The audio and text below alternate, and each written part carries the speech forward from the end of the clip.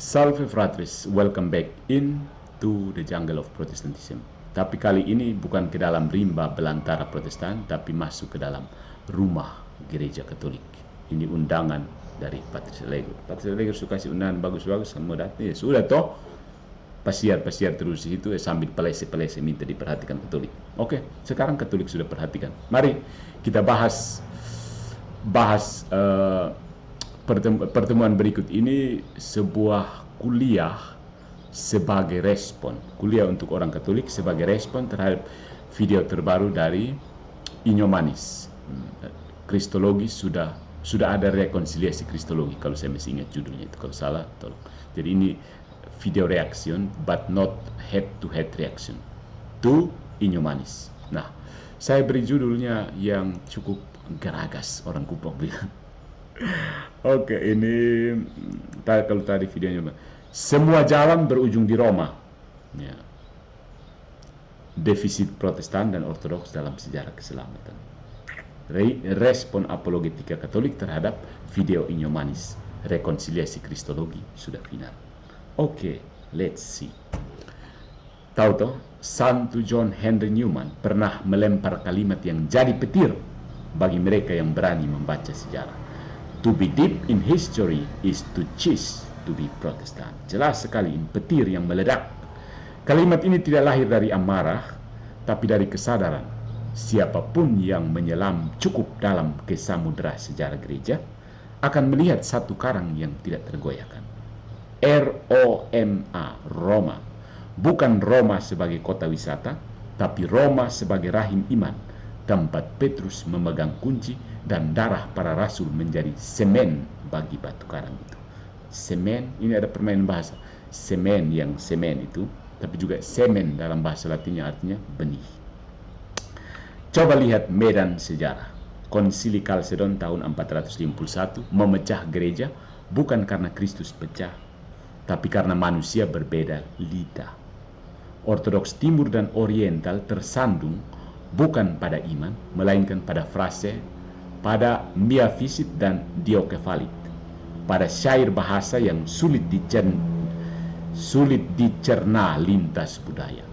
Nah, 15 abad kemudian, para patriark akhirnya mengakui, kita sama-sama percaya pada Kristus yang satu, kodrat ilahi dan insani, tidak bercampur, tidak terpisah. Keren kan? Hebat. Tapi mari jujur, kesatuan yang hanya berdiri di atas kata-kata tanpa satu pusat otoritas selalu rapuh. Sementara itu, ya, jadi itu ortodoks. Sementara itu bahasa Inggrisnya apa? Bahasa Inggris yang bagus. Bukan apa ya? Yang bagus. Sementara itu, meanwhile, Protestantisme lahir dari rahim Katolik, namun memproklamasikan revolusi. Bukan sekedar memprotes penyalahgunaan, tetapi memprotes tubuh itu sendiri. Hasilnya, sola ini, sola itu, sola sana, sola sini. Dan akhirnya ribuan denominasi yang masing-masing menjadi paus bagi dirinya. Sementara dunia ortodoks menjaga liturgi agungnya, dunia Protestan memecah-mecah warisan itu menjadi potongan-potongan tafsir. So sad. Roma di sisi lain tetap berdiri. Dia bukan museum, dia adalah tubuh yang hidup, tempat liturgi timur dan barat bertemu dalam satu jantung. Katolik Koptik, Armenia Katolik, Syria Katolik, Melkit, Maronit, Syro-Malabar, sampai Bizantin Katolik, semuanya adalah bukti bahwa Roma memelihara, bukan memusnahkan, memeluk bahasa yang berbeda tanpa kehilangan nada yang sama. Jadi pengantar ini bukan sekedar nostalgia sejarah, tapi sebuah undangan yang keras. Jika dua keluarga ortodoks bisa berkata, kami satu iman hanya beda kata, mengapa tidak mau melangkah lebih jauh? Mengapa berhenti di pintu saat rumah terbuka lebar? Roma menunggu bukan dengan cambuk, tapi dengan kunci yang sama yang Yesus titipkan pada Petrus. Puitis bukan? Tapi benar, gitu. Nah, ada luka dan bahasa sejarah yang membelah kekristenan. Tidak ada luka yang lebih menyakitkan bagi tubuh Kristus selain luka yang disebabkan oleh kata-kata. Konsili Chalcedon 451 bukanlah pertempuran iman melawan iman, no. Tetapi mereka berbeda cara berbicara. Gereja Ortodoks Timur berkata dua kodrat yang tak bercampur. Gereja Ortodoks Oriental berkata satu kodrat dari Sang Sabda yang menjadi manusia. Kata-kata berbeda, iman sama, namun luka itu membuka jurang selama 15 abad. Mari kita sebut ini seperti tragedi keluarga. Kakak dan adik berselisih bukan karena benci, tetapi karena gagal memahami aksen satu sama lain. Rumusan teologi berubah menjadi pedang, konsili menjadi medan pertempuran. Nah, politik kekaisaran Bizantium dan kekuasaan patriark menambah bara. Gereja Timur dan Gereja Oriental memisahkan diri, membangun tembok yang keras kepala, menganggap pihak lain sesat. Mereka lupa yang diperdebatkan bukan Kristus yang berbeda, melainkan cara menjahit kata pada misteri yang sama. Sejarah kemudian membuktikan setelah debu zaman mereda, para patriark, teolog, dan sinode memutuskan untuk duduk kembali. Jadi hasilnya dokumen demi dokumen, dari Konstantinopel hingga Kairo, dari Antioquia hingga Jenewa, menyatakan satu nada. Kita selalu percaya pada satu Yesus Kristus, sepenuhnya Allah, sepenuhnya manusia, tak bercampur, tak terpisah. Kata-kata yang memecah akhirnya dijinakkan dan luka itu bisa sembuh. Tapi mari kita jujur, inilah defisit terbesar dunia ortodoks. Mereka menjaga liturgi seperti menjaga pusaka, tetapi tanpa pusat otoritas, luka-luka ini sembuh pelan sekali, seperti kapal tanpa kemudi tunggal. Mereka bisa berkata, kami satu iman, tetapi siapa yang menjamin kesatuan ini ketika gelombang baru datang? Siapa? Dokumen bersama itu baik, tetapi tanpa primus yang diakui, tanpa Petrus, mereka tetap rentan pada perpecahan berikutnya. Dan memang terbukti kan, Ortodoks terus pecah. Ya sama seperti Protestan. Kasihan. Roma melihat ini tanpa kebencian, tetapi bicara sejarah sampai mengantuk-mengantuk ya. Roma melihat hal ini tanpa kebencian, tetapi dengan mata seorang ibu yang tahu anak-anaknya belum pulang sepenuhnya. Weh, belum pulang kok. Mari sudah. Gereja Katolik memiliki kembarannya untuk setiap tradisi Timur. Ya, dia jangan pikir Katolik Timur, Gereja Timur itu lain, Gereja Barat lain. Gereja Katolik itu Gereja Timur dan Gereja Barat loh. Ya, ada ya jadi setiap di dalam Gereja Katolik itu ada tradisi Timurnya. Koptik Katolik, Armenia Katolik, Syria Katolik, Melkit, Maronit, semua ini tetap memelihara bahasa, musik, dan liturgi, namun menyandarkan kepalanya pada satu rumah. Dan luka akibat kata tidak akan benar-benar sembuh sampai keluarga ini kembali memanggil rumah itu dengan nama yang sama. R-O-M-A, Roma, dibalik A-M-O-R, amor, cinta kasih. Ada ilusi dan fragmentasi. Nah, ini yang krisisnya di Protestan. Protestan.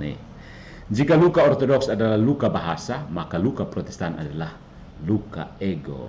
Mati lu. Reformasi abad ke-16 memulai dengan teriakan yang sah, melawan penyalahgunaan, memanggil gereja untuk bertobat. Oke. Luther, Calvin, Zwingli, mereka berdiri dengan Alkitab di tangan dan hati yang mendidih. Tetapi sejarah punya selera humor yang pahit. Protes terhadap penyalahgunaan berubah menjadi protes terhadap tubuh itu sendiri. Sola Scriptura, kitab saja tanpa magisterium, terdengar gagah. Tapi begitu pedang itu diayunkan, dia memotong cabang dari pohon yang memberi dia akar. Hasilnya satu pohon yang rimbun berubah menjadi hutan serpihan. Ribuan denominasi, setiap gembala menjadi paus bagi dirinya. Sola fide, sola gratia, sola ini, sola itu, sola sana, sola sini. Slogan yang memikat tetapi tidak bisa menjamin kesatuan.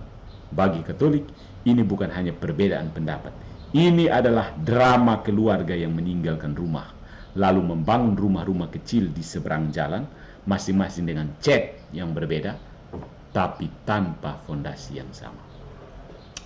Defisit Protestan itu jelas, defisitnya Protestan itu jelas. Tanpa otoritas yang dapat berkata ini benar, ini tidak, iman berubah menjadi opini. Alkitab di tangan setiap orang menjadi anugerah sekaligus risiko. Tafsir tak berujung melahirkan gereja tanpa tubuh, sakramen tanpa rahim, komunitas tanpa ibu. Dan pertanyaannya sederhana, kalau sejarah adalah sungai yang mengalir, mengapa mereka memilih mendirikan bendungan kecil di setiap tikungan? Setiap tikungan ada. Ya, jadi saya juga harus mau buat satu denom baru namanya gereja setia. Setiap tikungan ada. Roma memandang ini bukan dengan amarah, tapi dengan rasa iba bercampur harapan. Patrice Allegro juga demikian. Dengan rasa iba bercampur harapan. Di mana Ortodoks setia pada liturgi, Protestan cepat dan kreatif, tetapi rapuh. Mereka menolak tradisi, tetapi membentuk tradisi baru setiap dekade. Artinya setiap 10 tahun ada tradisi baru, setiap 10 tahun ada tradisi baru. Mereka berbicara tentang Injil murni, tapi bahkan murni menurut siapa? Yang satu berkata baptisan bayi benar, yang lain berkata tidak. Yang satu berkata Ekaristia hanya simbol, yang lain berkata Kristus hadir rohani, yang lain berkata enggak penting sama sekali. Atau orang Jawa bilang, itu sonde penting, kenapa lupa ke begitu. Di tengah hiruk pikuk ini, suara Roma tetap sama. Una fides, unus dominus, una ecclesia. Sekali lagi, una fides, unus dominus, una ecclesia. Satu iman, satu Tuhan, satu gereja. Bagi Katolik, Alkitab bukan lepas di angkasa. Dia dibaca dalam rumah, di bawah cahaya yang dijaga. Sejarah Protestan membuktikan potongan yang tercerai-berai tidak akan menjadi tubuh. Itu Frankenstein. Mereka butuh pusat, butuh ibu, butuh rumah. Dan rumah itu masih sama sejak abad pertama. R-O-M-A, A-M-O-R, Roma, Amor. Roma sebagai poros, ini gereja yang menyeluruh. Katolik kan?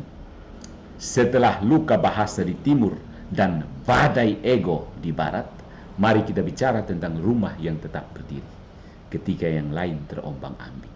Roma. Tahta Petrus bukan sekedar kursi tua di Vatikan. Dia adalah poros sejarah iman. Di sanalah sabda Yesus kepada Simon menggaung. Tu es Petrus et super hang Petram edificabo ecclesiam meam. Engkau adalah Petrus dan di atas batu karang ini aku akan mendirikan gerejaku. Ini bukan klaim kekuasaan, ini fondasi kesatuan. Ya, Roma bukan kolektor artefak, melainkan pemelihara kehidupan. Lihatlah mosaiknya. Katolik tidak menelan tradisi, tapi memeluknya. Ada Koptik Katolik di Mesir yang berdoa dalam bahasa Koptik kuno, Armenia Katolik yang bernyanyi dengan melodi timur, Syria Katolik dan Syro-Marabal yang membawa aroma Persia dan India, Melkit yang memadukan Bizantium dan Arab, Maronit yang bertahan bahkan di lembah-lembah Libanon, dan Bizantin Katolik, Ukraina, Yunani, Rumania, Rusia, Bulgaria yang menjaga ikon dan liturgi sama persis dengan saudara Ortodoksnya, tapi berdiri di bawah satu kepala. Dan ini bukan seragam, ini orkestra. Orkestra dan seragam beda kan? Kamu pernah dengar orkestra kan? Inilah daya tarik Roma. Dia memahami bahwa kesatuan bukanlah keseragaman. Tradisi yang berbeda tidak dipaksa untuk memutih. Dia dirawat, dijaga, disatukan oleh tali yang sama. Iman yang tak berubah dan gembala yang satu. Roma locuta. Maksudnya Roma berkata, tetaplah bernyanyi dalam bahasamu, tetaplah melukis ikonmu, tetaplah mencium tanahmu. Tapi jangan lepaskan tangan ini. Tapi tangan ini bukan tangan diktator ya, seperti yang dipropagandakan Protestan yang haus kekuasaan itu. Disinilah defisit Protestan dan Ortodoks tampak telanjang bulat bahkan. Protestan kehilangan tubuh, mereka memegang kitab tapi kehilangan rumah. Ortodoks menjaga rumah tapi memilih tidak mendengarkan suara primus di pintu. Roma berdiri di tengah, bukan sebagai penjaga museum, tetapi sebagai ibu yang menunggu anak-anaknya. Bukti, setiap kali ada rekonsiliasi teologi antara Timur dan Oriental saling merangkul atau dialog Protestan mulai mencair, Roma sudah lebih dulu membuka pintu dan berkata, kami punya ruang untuk. Jalan sejarah ini jelas, saudara-saudariku yang terkasih maupun yang terpisah. Setiap bahasa yang menemukan harmoni, setiap liturgi yang menemukan kedamaian, setiap kitab yang menemukan makna, semuanya menemukan ujung yang sama. Ujung itu bukan teori, itu adalah Petrus yang masih hidup dalam gereja Katolik. Dan semakin dalam kita menggali sejarah gereja, semakin jelas kebenaran Newman. Untuk menyelam dalam sejarah, kita harus berhenti menjadi Protestan. Kita harus pulang ke rumah yang satu. Ya. Nah, tidak cukup hanya dengan memuji Roma. Mari kita lihat argumen filosofis dan teologisnya. Kesatuan itu bukan sekedar emosi atau nostalgia, saudara-saudariku. Dia berdiri di atas fondasi yang dapat diuji dengan akal sehat. Disinilah Katolik bermain di lapangan yang sering diabaikan, logika dan filsafat. Dunia modern suka bicara pluralisme, tapi tanpa prinsip pemersatu. Pluralisme berubah jadi keributan pasar. Sama dengan gereja, tanpa pusat, tubuh berubah menjadi kerangka berserakan. Roma memahami ini sejak awal. Prinsip una fides, unus dominus, una ecclesia, satu iman, satu Tuhan, satu gereja, bukan retorika kosong. Dia berakar pada antropologi sederhana. Manusia butuh tanda yang kelihatan, bukan hanya ide di kepala. Kristus tidak menulis buku, dia mendirikan komunitas. Dia tidak meninggalkan kumpulan kata tanpa penjaga. Dia meninggalkan saksi hidup para rasul dengan Petrus sebagai batu karang. Dan disinilah kekurangan dunia Ortodoks dan Protestan menjadi jelas. Ortodoks berkata, kami satu iman, tetapi siapa yang menjamin? Setiap patriark bisa bertahan dalam lingkarannya, tetapi siapa yang dapat berbicara untuk seluruh dunia? Protestan berkata Alkitab cukup, tetapi siapa yang menentukan tafsirnya? Hasilnya perpecahan yang terus berkembang, seperti cermin yang retak menjadi serpihan-serpihan kecil. Secara metafisik, iman tanpa prinsip kesatuan adalah kontradiksi. Ya, kontradiksi. Tubuh Kristus bukan teka-teki yang dibiarkan terbuka untuk setiap interpretasi. Datang Deacon Garas begini, datang Erastus Abdono begini, datang MIM begini. Apalagi Patrick Smith dan ini Rumampuk tambah mereka pun sendok patah. Rame sudah. Tubuh Kristus bukan teka-teki yang dibiarkan terbuka untuk setiap interpretasi. Subsistit in Ecclesia Catholica. Gereja yang Kristus dirikan tetap berdiam penuh dalam gereja Katolik. Itu bukan klaim sombong, melainkan kesimpulan logis. Hanya ada satu pusat yang terus-menerus menjaga, mengajar, dan memutuskan dalam terang Roh Kudus. Setuju? Lihatlah dalam sejarah konsili. Konsili Yerusalem dalam Kisah Para Rasul bab 15 tidak selesai di perdebatan individu. Dia berakhir pada keputusan kolektif dengan pemimpin yang diakui. Konsili Nikea, Konstantinopel, Efesus, Kalsedon, semua memiliki satu tujuan, menjaga iman tetap satu, dan tanpa Roma, suara-suara ini tercerai-berai. Dengan Roma, suara itu menjadi simfoni. Roma tidak takut pada perbedaan, dia memeluknya dalam tubuh yang sama. Namun ia berkata dengan tegas, iman tidak bisa hanya jadi opini pribadi atau klaim teritorial. Dia harus diikat oleh janji Kristus, aku menyertai kamu senantiasa. Itulah sebabnya John Henry Newman benar. Benar, bukan seperti Deki bilang John Henry Newman salah. Tidak. Siapapun yang mau jujur pada sejarah, siapapun yang mau berfilsafat tanpa bias, akhirnya akan sampai pada batu yang sama. Petrus dan tahtanya di Roma. Datanya sudah banyak. Cari sendiri supaya jangan bilang ini manipulasi data. Silakan Google saja. Pakai bantuan AI. Nah, kesaksian sejarah adalah jalan pulang. Sejarah adalah saksi yang keras kepala.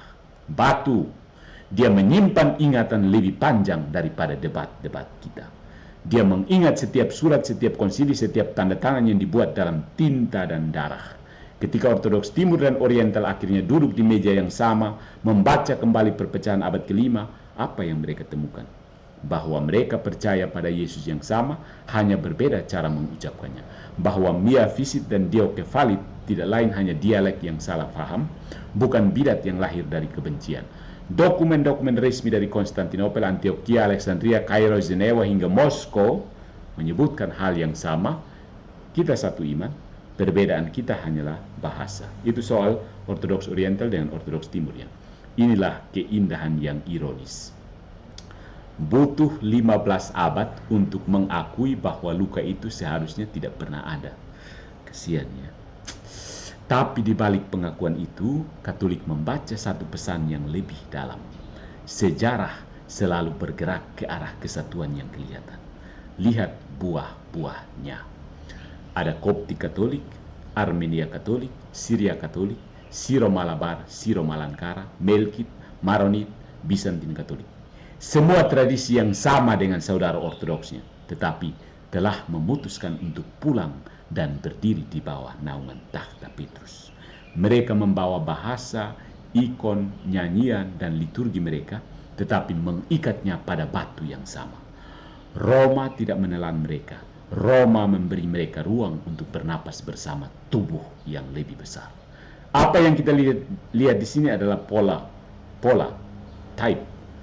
Protestan memecah, Ortodoks memelihara tetapi berhenti di batas-batasnya, Katolik memanggil dan memeluk. Tidak ada satupun dari gereja-gereja itu yang kehilangan warisan ketika bersatu dengan Roma. Justru mereka diperkaya. Mereka bukan korban, mereka adalah pewaris yang kembali membawa mas kawin. Liturgi kuno, bahasa suci, dan iman yang tetap. Dan Protestan? Kemana kakak Protestan? Mereka berdiri di luar pagar, sering sibuk menghitung bidat orang lain, sementara rumah yang mereka tinggalkan terus berdiri. Newman mengingatkan, to be deep in history is to choose to be Protestant. Sejarah bukan berpihak karena sentimen, tapi karena bukti. Siapapun yang menggali akan melihat garis para rasul, garis konsili, garis tradisi. Semuanya bermuara ke Roma. Lu mau ke Sonet, akan bawa lu ke Roma juga. Tergantung dari lu sah, begitu kakak. Makanya bikin keputusan sudah kakak. Maka kesaksian sejarah tidak bisa diabaikan. Dia berteriak pada kita, semua jalan yang serius mencari kebenaran, semua bahasa yang akhirnya berdamai, semua kitab yang akhirnya mengerti, pada akhirnya menemukan rumah. Rumah itu bukan ide, bukan opini, bukan sekedar rasa. Rumah itu adalah tubuh yang kelihatan, diikat oleh janji Kristus pada Petrus. Jalan pulang selalu ada, dan Roma tidak pernah menutup pintu. Ya, my friends, akhirnya mari kita bicara jujur. Sejarah adalah guru yang sabar, tapi tidak pernah memaafkan kemalasan intelektual. Ortodoks Timur dan Oriental telah menunjukkan satu pelajaran besar. Konflik yang lahir dari kata bisa diredakan, luka yang lama bisa sembuh jika ada kerendahan hati untuk membaca ulang sejarah. Baca ulang, bukan buat ulang atau pelintir ulang atau reformasi sejarah. Tidak perlu reformasi sejarah ya. Namun mereka juga mengingatkan kesatuan yang hanya berbentuk pengakuan bersama tanpa pusat tetap rapuh. Makanya banyak anggota gereja Lutheran yang masuk Katolik kan begitu. Karena hanya joint deklarasinya tidak cukup. Tanpa satu gembala yang diakui semua, domba mudah kembali tersesat, ya kan? Begitu. Protestan pun menjadi cermin lain. Api reformasi yang sah berubah menjadi kebun liar. Sola Scriptura tanpa magisterium melahirkan ribuan suara yang saling bersilang. Masing-masing mengklaim diri sebagai suara yang benar. Dan di sini Newton kembali menyapa kita. To be deep in history is to choose to be Protestant. Semakin dalam kita menyelam, semakin jelas. Yang pecah tidak bisa menyatu tanpa tubuh. Yang terpisah tidak bisa utuh tanpa rumah. Roma tidak berdiri sebagai tiran, melainkan sebagai ibu. Tiran, ibu. Tiran, ibu. Tiran, ibu. Dia tahu bahasa anak-anaknya beragam. Dia merangkul Koptik Katolik, Armenia Katolik, Syria Katolik, Melkit, Maronit, Syro-Marabal, Bizantin Katolik, dan banyak lain.